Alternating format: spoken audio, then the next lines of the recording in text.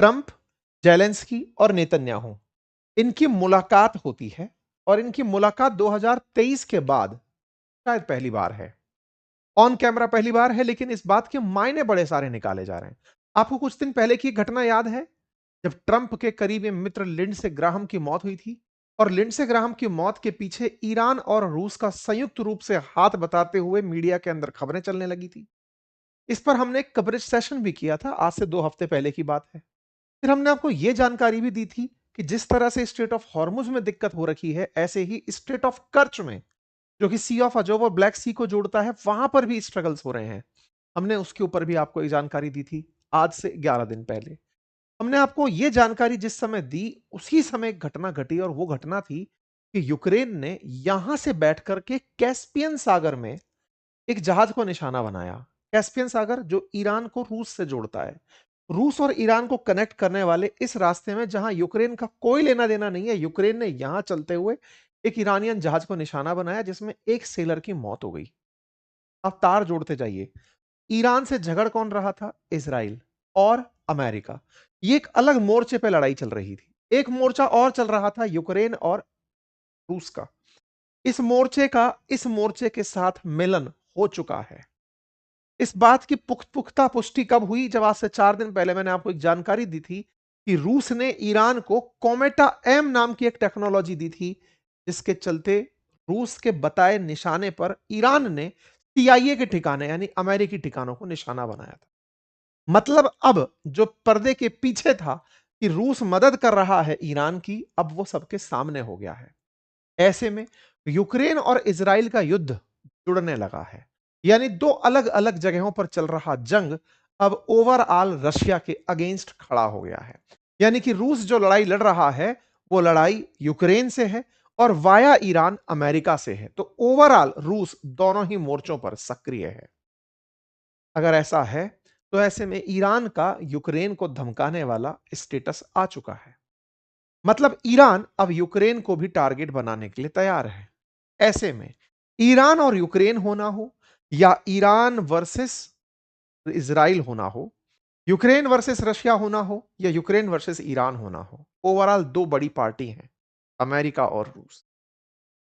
जब दो बड़े गुट मिलकर के कई सारे देशों के साथ जंग की तैयारी में निकलें, तो उसे विश्व युद्ध की संज्ञा दी जाती है। प्रथम विश्व युद्ध हो या द्वितीय विश्व युद्ध, कुछ मुट्ठी भर देशों का एक समूह अन्य मुट्ठी भर देशों के अन्य समूह के साथ ऐसे ही झगड़ा था, लेकिन प्रभावित पूरी दुनिया को कर गया था। विश्व युद्ध की जब बात होती है, तो प्रथम विश्व युद्ध की शुरुआत भी एकदम 1914 में नहीं हुई थी। शुरुआत तो उसकी कोई कम से कम 20 साल पहले बर्लिन की संधि से हो चुकी थी। आज के सेशन में डिटेल चर्चा करेंगे इन सब बातों की। और जब चर्चा करेंगे, तो चर्चा ये कि क्या ये सब मिलकर के वर्ल्ड वॉर की तरफ बढ़ रहे हैं? क्या है नेतन्याहू और ट्रंप की मुलाकात के मायने? साथियों, चर्चा कर रहे हैं डोनाल्ड ट्रंप से हाल ही में मुलाकात की। कौन किससे मिल लिया? तो व्हाइट हाउस के अंदर इजराइल और यूक्रेन के राष्ट्रीय अध्यक्ष जाकर ट्रंप से मुलाकात कर लिए। लेकिन यह मुलाकात ऐसी थी कि यह मीडिया के सामने ना होते हुए मीडिया के सामने थी। मतलब ये पीछे बैरिकेटिंग्स के थ्रू गेट के बाद पीछे से उतरते हुए जेलेंस्की दिखाई देते हैं और राष्ट्रपति के कार्यालय में जाते हुए दिखाई पड़ते हैं। यहां से जेलेंस्की के आते हुए जाना, ये एक तस्वीर बाहर निकल कर आती है। मीडिया अलाउड नहीं थी इस वार्ता के दौरान। जेलेंस्की से मुलाकात, ऐसे ही नेतन्याहू से मुलाकात। नेतन्याहू की भी गाड़ी आती है, ऐसे ही मुलाकात के लिए वो भी राष्ट्रपति से मिलने जाते हैं। सामान्यतया राष्ट्रपति जब भी मिलते हैं, तुरंत उठाकर ओवल ऑफिस में ले जाते हैं, तस्वीर पब्लिक के सामने बाहर आ जाती है कि लीजिए मिल लिए। दोनों से अलग अलग एक एक घंटे से अधिक बातचीत की गई। जेलेंस्की से लगभग 1 घंटे, नेतन्याहू से लगभग 90 मिनट बातचीत की गई। अलग अलग बैठ करके बातचीत हुई और फिर बातचीत के बाद पब्लिक की तस्वीरें सामने आना शुरू हुई। ये जो तस्वीरें हैं, ये अलग से हुई बातचीत के बाद की तस्वीरें हैं, यानी कि इनके साथ अलग से भी बात हुई और उसके बाद पब्लिक के सामने भी बातचीत हुई। तस्वीरें कुछ इस प्रकार से निकल कर आई। 28 जुलाई की ये तस्वीरें हैं।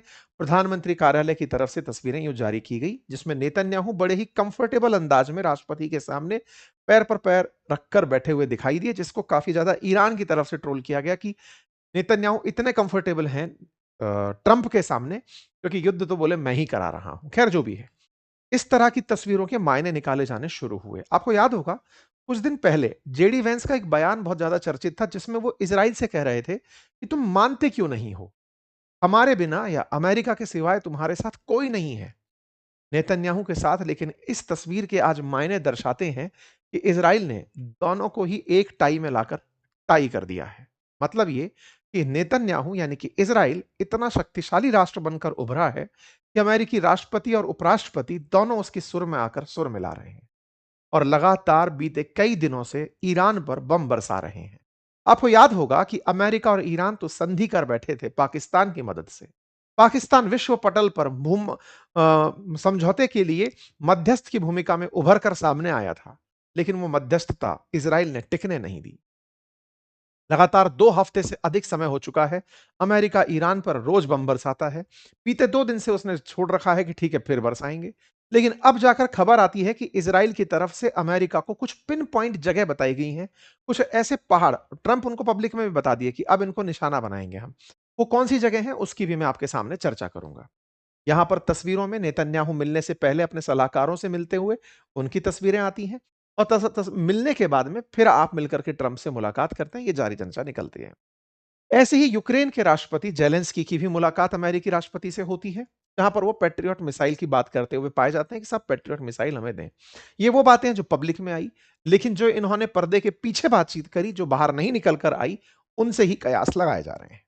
इन दोनों ही मीटिंग्स में एक सबसे बड़ी चर्चा थी कि अमेरिकी राष्ट्रपति के साथ-साथ ये दोनों लोग भी आपस में बतियाए हैं। ये बतियाने का मौका कैसे निकल कर आया, इसकी क्या कहानी है? कहानी फिर से लिंडसे ग्राहम से जुड़ी हुई है। लिंडसे ग्राहम से कैसे जुड़ी हुई है? लिंडसे ग्राहम ट्रंप के मित्र थे और लगातार रूस के खिलाफ यूक्रेन की मदद कर रहे थे।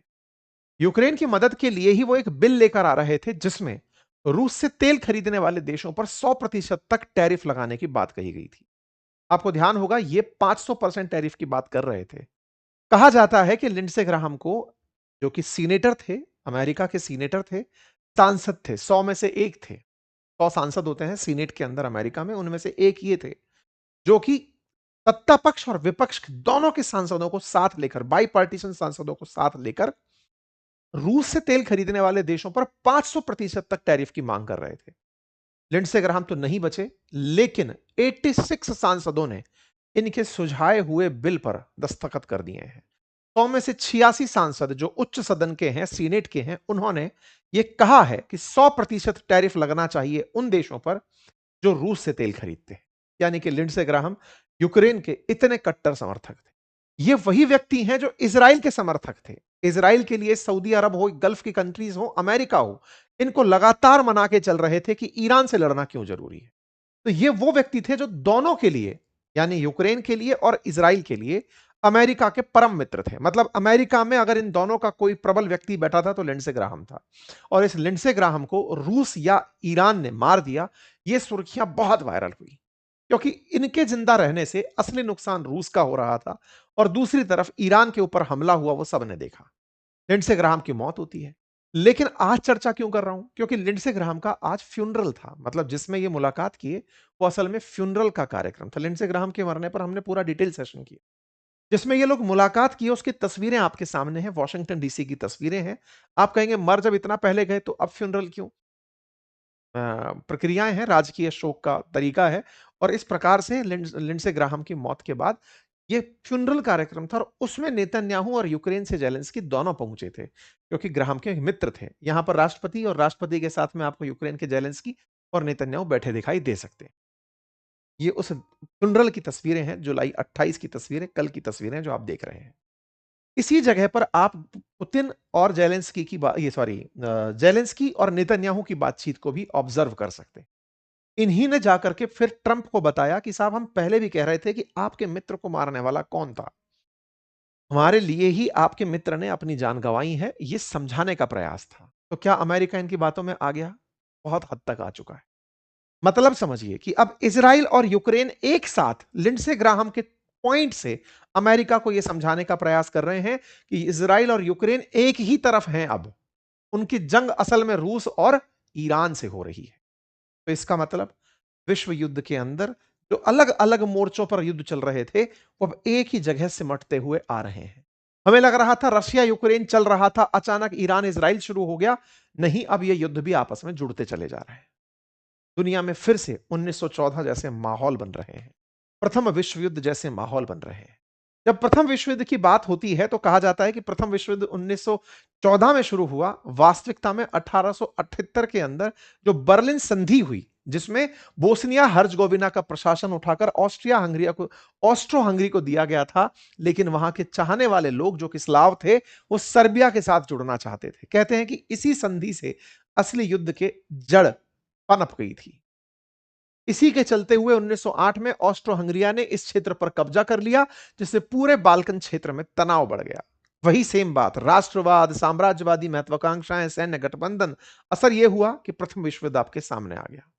प्रथम विश्व युद्ध के अंदर सर्बिया के समर्थन में रूस था, तो ऑस्ट्रो हंगरिया के साथ साथ जर्मनी खड़ा था। फ्रांस और ब्रिटेन रूस के पक्ष में उतर गए। बाद में इटली, जापान और अमेरिका भी मित्र राष्ट्रों के रूप में शामिल हो गए और दो बड़े गुट बन गए। एक को मित्र राष्ट्र और दूसरे को सेंट्रल पावर्स कहा गया। विश्व परिदृश्य में कुछ ही देश थे जो झगड़ रहे थे। उनको कुछ इस तरह से टेबल में दिखाया जा सकता है, लेकिन विश्व युद्ध कहलाया। सेंट्रल पावर्स में Germany, Austria Hungary, Ottoman empire और बुल्गारिया थे। वहीं दूसरी तरफ फ्रांस, ब्रिटेन, रूस, इटली, अमेरिका, जापान, ये एक तरफ थे। अमेरिका तो शामिल ही 1917 में हुआ, जब जर्मनी की तरफ से एक सीक्रेट टेलीग्राम मैसेज जो कि भेजा मैक्सिको को गया था, जिसको उकसाया जा रहा था कि क्यों नहीं वो अमेरिका पर हमला करते। अमेरिका ने जब वो टेलीग्राम रिसीव किया कि ये तो भड़काने का काम मेरे खिलाफ चल रहा है, तब 1917 में अमेरिका जाकर युद्ध में शामिल हुआ।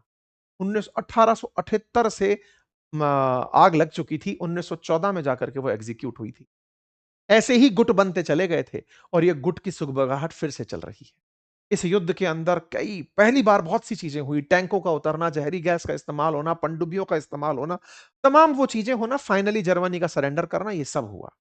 और आज के परिदृश्य में अगर आप देख रहे हैं तो कुछ वैसा ही चल रहा है। रूस के साथ में आपको अब ईरान दिखाई दे रहा है। चाइना साथ साथ जुड़ता चला जा रहा है। ऐसी ही सारी चीजें, चाहे फिर वो क्यूबा संकट हो रहा हो, वेनेजुएला संकट हो रहा हो, सीरिया संकट हो रहा हो, हर जगह अब पार्टी शीत युद्ध की तरह फिर से बनती हुई दिख रही है। शीत युद्ध में अमेरिका रूस आमने सामने नहीं थे, क्योंकि रूस युद्ध नहीं लड़ रहा था। लेकिन रूस इस बार सीधा युद्ध लड़ रहा है। बीते 4-5 साल से वो यूक्रेन से युद्ध लड़ रहा है और ऐसे में अमेरिका हर मोर्चे पर अब रूस को अंगेज करने में लगा है। और इसी एंगेजमेंट में जो हाल ही की घटना हुई, उसने इसमें समझिए कि आग लगा दी है। क्या हुआ? आपको कुछ दिन पहले, आज से 11 दिन पहले मैंने बताया था कि जो स्ट्रेट ऑफ हॉर्मुज में जैसी स्थिति बन रही है, ऐसी ही ब्लैक सी को अजोव सी से जोड़ने वाले कर्च स्ट्रेट पर भी दिक्कत हो रही है। मैंने बताया था 116 रूसी जहाजों को यूक्रेन ने बीते 9 दिनों के अंदर टारगेट किया था। तो रूस यूक्रेन के युद्ध में अचानक ईरान की एंट्री कैसे हुई? तो ईरान की एंट्री ऐसे हुई कि एक एक समुद्र है जिसको कैस्पियन सागर के नाम से जानते हैं। मैंने आपको बताया था कि ब्लैक सी से होते हुए कैस्पियन सी तक बकायदा रिवर्स का जाल बिछा हुआ है, जिससे ईरान अपना माल, क्योंकि कैस्पियन सी के सी से ईरान जुड़ा हुआ है, वो अपने जहाज यहां से भेजता है और यहां से रिवर्स के माध्यम से होते हुए ब्लैक सी में भेजता है। ये पूरा पूरा नेटवर्क है। ईरान लैंड लॉक हो, मतलब ईरान को जब स्टेट ऑफ हॉर्मुज में बंद भी कर दिया गया, तो भी उसके लिए यह ट्रेड पूरी तरह चालू था। ऐसे में ब्लैक सी के किनारे बैठे हुए यूक्रेन ने कैस्पियन सागर में एक जहाज को, जिसमें वेपन जा रहे थे, ऐसा यूक्रेन का कहना है। कहां जा रहे थे? रूस और यूक्रेन के बीच में ट्रेवल हो रहे थे। कहा जा रहा है कि वो जहाज यहां से निकलता और वो ईरान तक जाने वाला था। बताया गया कि उसको फिल ये फिलानोविस्की करके कोई ऑफशोर ऑयल प्लेटफॉर्म है, यहां पर हमला हुआ। रशियन कार्गो शिप्स पर हमला हुआ और ये जहान अस्त्राखान से होते हुए रस्ट तक जा रहे थे। यहां यूक्रेन ने हमला कर दिया आज से 2 दिन पहले। यह हमला अपने आप में यूक्रेन और ईरान को कन्फ्रंट करा दिया। ईरान बौखला गया। ईरान ने जेलेंस्की को इस बात के लिए भला बुरा सुना दिया। जेलेंस्की खुद बाहर आकर के इस बात को पब्लिक में बता दिए कि हमने ईरानी जहाज को निशाना बनाया। ईरान ने जेलेंस्की की तरफ से या फिर ईरान के यूक्रेन के जो प्रतिनिधि हैं उनको बुलाकर तलब किया और कहा कि तुमने हमें टारगेट क्यों बनाया। जेलेंस्की अपनी तरफ से साफ कहते हुए पाए गए कि ईरान और रूस के बीच में वेपन्स का एक्सचेंज हो रहा था, हमने उसको टारगेट किया। इसका मतलब यूक्रेन अब बैठा बैठा केवल ईरान रूस के साथ ही जंग नहीं लड़ रहा है, अब वो ईरान के ऊपर भी निशाने बना रहा है। जो बात पहले तक क्लियर थी कि यूक्रेन में हमला करने के लिए ईरान ने रूस को शहीद ड्रोन दिए थे, अब वो बात यहां पर सिद्ध होती हुई दिखाई दी। मैंने कोमेटा एम टेक्नोलॉजी आज से 3 दिन पहले जो मैंने एक सेशन किया था जिसमें मैंने बताया था कि रूस ने ईरान के शहीद ड्रोन्स में कोमेटा एम टेक्नोलॉजी लगाई, जिसके चलते अब उन्हें जैम नहीं किया जा सकता। ईरान के शहीद ड्रोन कहीं भी घुस करके बड़े सारे अमेरिकी ठिकानों पर अगर टारगेट करके हमला कर रहे हैं, उसके पीछे का रीजन यह है कि उनके ड्रोन्स को आप जाम ही नहीं कर पा रहे हो। वो सैटेलाइट्स के थ्रू अभी भी नेविगेट हो रहे हैं। यानी कि इस पूरी घटनाक्रम में अब सबकी सब आपस में जुड़ते चले जा रहे हैं। ईरान ने तलब करके यूक्रेन को कहा कि आप यूरोप को युद्ध में घसीट रहे हो, अगर ऐसा हुआ तो फिर हम रिटेलिएट करेंगे। इसका मतलब यूरोप भी अगर यूक्रेन के वाया इसमें इन्वॉल्व होता है तो युद्ध का दायरा बड़ा हो जाएगा, और युद्ध का दायरा अगर बड़ा होता है तो विश्व पर व्यापक असर होगा। हालांकि इस बात पर ईरान और यूक्रेन ने आपसी बातचीत करके इसको सुलझा लिया, ऐसा पता लगा खबरों के माध्यम से। लेकिन जैसे ही ट्रंप से इजराइल के नेतन्याहू और यूक्रेन के जेलेंस्की की मुलाकात हुई, उसके बाद सारे के सारे मायने फिर बदलने लगे। कहा गया कि व्हाइट हाउस में बातचीत हुई और नेतन्याहू ने ईरान के एक पहाड़ जिसका नाम है पिक एक्स माउंटेन, उसके बारे में जानकारी दी। किसने किसको जानकारी दी? नेतन्याहू ने अपनी मोसाद के थ्रू जानकारी जुटाई और कहा अमेरिकी राष्ट्रपति से कि जिस नतांज न्यूक्लियर फैसिलिटी को आप टारगेट कर रहे हैं, असल में उसकी बगल में एक पिक एक्स माउंटेन है। उस माउंटेन के नीचे इन लोगों ने न्यूक्लियर कैपेबल सिस्टम डेवलप किए हैं। मतलब जो बार बार कहा जाता है कि ईरान परमाणु हथियार बना रहा है, जो न्यूक्लियर एनरिचमेंट चल रहा है, वो असल में पिकेक्स माउंटेन के नीचे चल रहा है। उसकी तस्वीरें बकायदा साझा की गई। बोले ये जो माउंटेन आपको ऊपर से दिख रहा है 1600 मीटर ऊंचाई से, और उसके नीचे फिर जो ड्रिल करके इन्होंने जगह बनाई है, वहां पर ये लोग न्यूक्लियर एक्सपेरिमेंट कर रहे हैं। ये तस्वीरें बाहर निकाली गई।